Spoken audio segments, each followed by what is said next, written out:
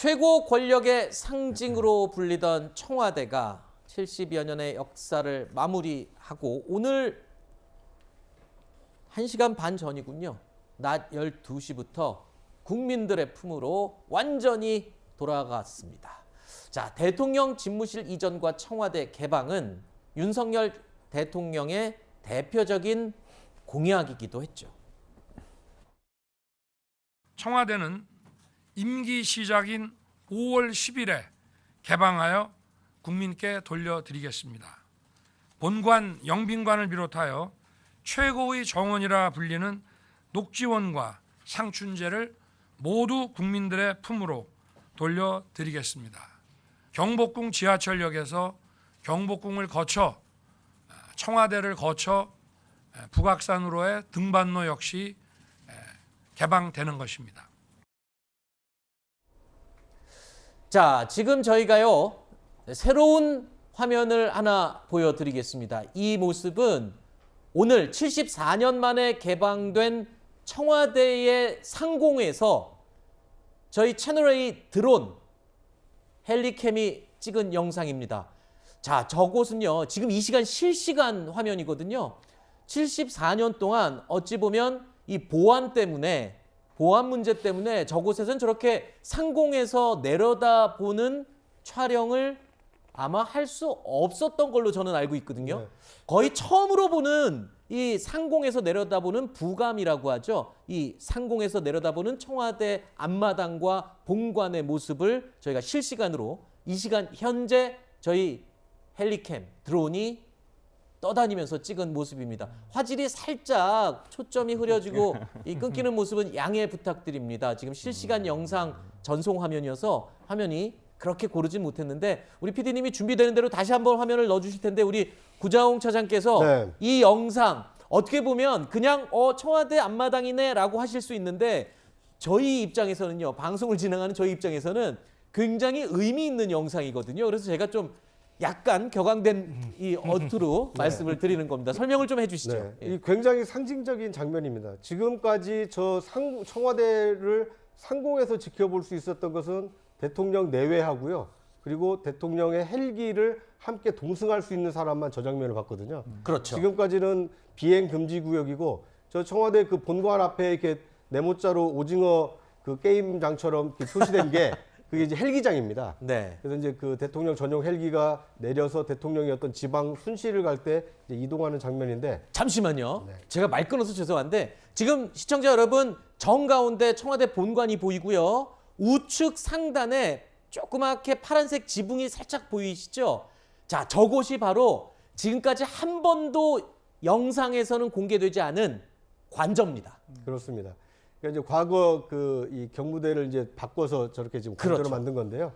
그러니까 오늘 상당히 의미가 있는 것은 과거에는 제한된 인원만 청와대를 출입을 했다라면 오늘부터는 신청하는 국민 누구나 청와대에 들어가서 청와대 구조가 어떻게 생겼는지 그리고 각종 시설들이 어떻게 구비가 돼 있었는지 그리고 그곳에 있는 꽃과 나무에는 어떤 그 히스토리가 담겨 있는지 이제 이 다양한 것을 직접 체험할 수 있다는 것은 상당히 좀 새로운 시대가 열렸다는 것을 보여주는 상징적인 장면이 아닌가 하는 생각이 듭니다. 네. 자, 그 영상 다시 한 번만 보여드리면서 제가 몇 가지 설명을 드리겠습니다. 이 시간 현재 청와대 상공에 떠 있는 저희 채널A 헬리캠 드론의 촬영 모습 실시간으로 보고 계시는데요.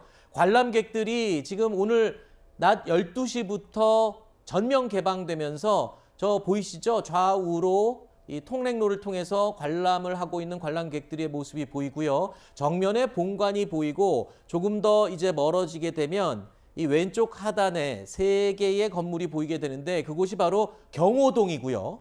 경호동이 이제 보일 테고 또 우측에 또 건물 3개가 보이게 되는데 그쪽이 바로 위민 1, 2, 3관 해서 쉽게 말해서 비서동. 그렇죠. 비서동이었는데 과거에 청와대와 그 비서동의 거리가 멀어서 소통이 되지 않는다는 비판 때문에 문재인 대통령은 이 위민 1관으로 집무실을 옮긴 상태였는데 바로 지금 왼쪽 하단의 지붕이 2개가 나란히 보이죠. 저기가 바로 경호 1, 2동입니다. 경호원들이 지내는 그런 건물이죠. 그 오른쪽이 이제 왼쪽이 지금 이제 영빈관의 모습을 그렇죠. 보이고 있습니다. 완전히 화면 왼쪽 하단에 회색 지붕이 영빈관이고요. 영빈관은 이제 해외 귀빈들이 왔을 때 맞이하는 그런 용도고, 자, 지금 이 수화통역하는 그 바로 옆에 하얀 지붕이 보이시죠? 저기가 이제 위민관이 3개가 몰려 있는 바로 저곳입니다. 자, 이 장면도 굉장히 의미가 있습니다. 12시에 정문이 개방되면서 오늘 신청해서 첫 관람을 하는 일반 관람객들,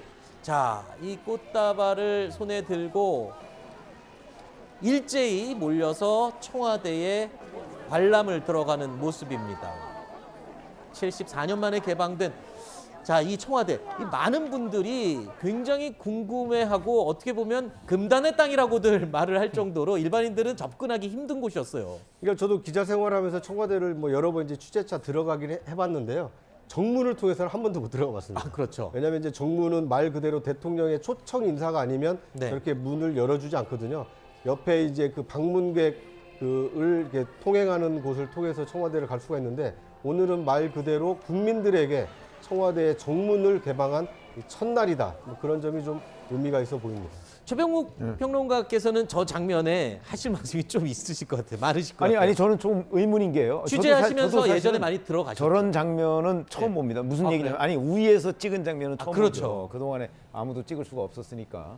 근데 저는 정문을 열고 지금 들어가는데 왜 저렇게 꽃다발을 들었을까? 뭐 저런 장면이 좀 생소하기는 해요. 네. 뭐 청와대 꽃다발 들고 들어갈 일은 별로 없으니까. 그래서 저희는 주로 이제 그 취재차 들어간다거나 누구를 만날 때는 이쪽에 그 저 바로 오른쪽에 연풍문이라고 있습니다. 그렇죠.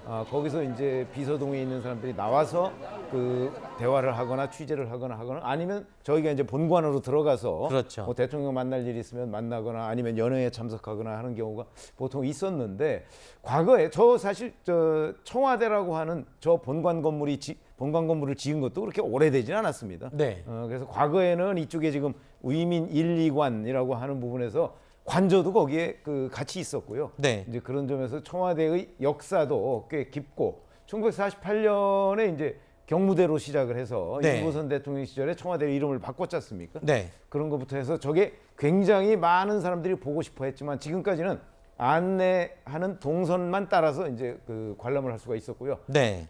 지금 앞으로는 이제 자유롭게 하는데, 지금 당분간은 문재인 대통령이 어제 저녁에까지 저기 있었잖아요. 그렇죠. 그렇기 때문에 아마 그 내부는 좀 정리를 하고 나서 아하. 점차 개방하지 않을까. 그렇게 되면 이제 정말 내부까지도 앞으로 일정 시간이 지나면 그렇죠. 그 일반 국민들이 그 충분히 가서 볼 수 있고, 여기서 전임 대통령들이 생활을 하던 곳이구나 하는 네. 거를 느낄 수 있고, 그 안에 네. 또 문화재도 많이 있습니다. 그러니까 그렇죠. 그런 것들을 청와대를 진짜 온전하게 즐길 수 있는 날이 머지않았다, 이렇게 네. 말씀을 드릴 수 있겠습니다.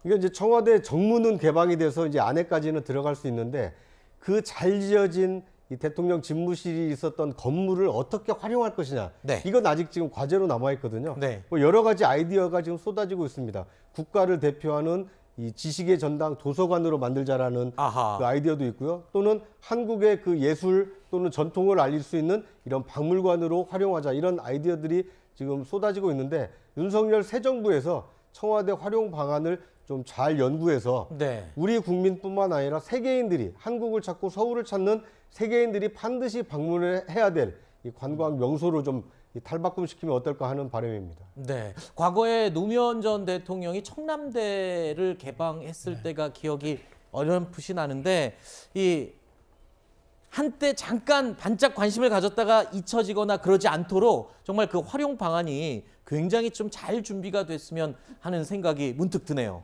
청남대 개방할 땐 굉장히 좋았는데요. 그 관리하는 비용이 너무 많아가지고 지자체가 적자에 허덕이고 있다, 뭐 이런 얘기도 들리고 있거든요. 근데 뭐 그건 이제 별장이었으니까요. 이건 청와대하고는 좀 개념이 완전히 다를 것 같은데, 전 그 뭐 서울 시민뿐만 아니라 국민들이 자유롭게 뭐 사전 예약하지 않고도 자연스럽게 들어갈 수 있는 공간이 되어야지 진짜 국민의 공간으로 되돌아올 것이다, 이렇게 생각하고요.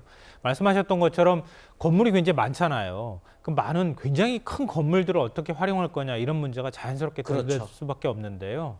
그 과정에서 또 설왕설래가 많이 있을 가능성이 있어요. 네. 대통령 기록관으로, 기념관으로 만들 거냐, 아니면 뭐 말씀하셨던 것처럼 뭐 도서관으로 만들 거냐, 뭐 민속박물관도 옆에 있으니까 뭐 대한민국을 홍보할 수 있는 뭘로 만들 것이냐, 뭐 여러 가지 아이디어가 있을 수 있는데요. 차근차근 좀 사회적 논의를 모아가면서 외국인도 아마 경복궁 방문했다가 제일 먼저 청와대로 갈 것 같다 이렇게 생각이 되거든요. 대한민국 관광 1순위 코스가 될 가능성도 있고 우리 국민들이 자유롭게 누릴 수 있는 그런 공간이 될 수 있도록 만들었으면 참 좋겠다는 생각이 듭니다. 네. 자, 지금 저희가 다시 한번 마지막으로 이 영상을 보여드립니다. 전체가 지금 다 보이네요. 지금 보니까. 그러니까요. 지금 오른쪽 아래 위민관, 그리고 경호동, 영빈관, 그리고 정 가운데 멀리 이 본관, 그리고 우측 위쪽에 보이는 관저까지 이렇게 방송 영상에서 청와대 상공에서 촬영한 모습이 보도된 것은 아마 처음으로 알고 있습니다. 이 안보 보안 문제 때문에 저렇게 일반의 이 촬영 카메라가 상공에서 청와대의 전체 모습을 촬영한 적은 없었고요. 오늘 이 청와대 전면 개방과 함께 이런 의미 있는 영상도 저희 채널A 드론이 촬영을 했다는 것을 저희가 다시 한번 영상으로 보여드렸습니다. 자, 정부는 청와대 전면 개방과 함께 또 한 가지 또 국민들에게 국민들의 품으로 돌려준 것이 있습니다. 오늘 오전 7시부터 북악산 등산로를 완전 개방했습니다. 시민들은요, 박수를 치면서 이 등산로 개방에 환영의 뜻을 표했습니다. 들어보시죠.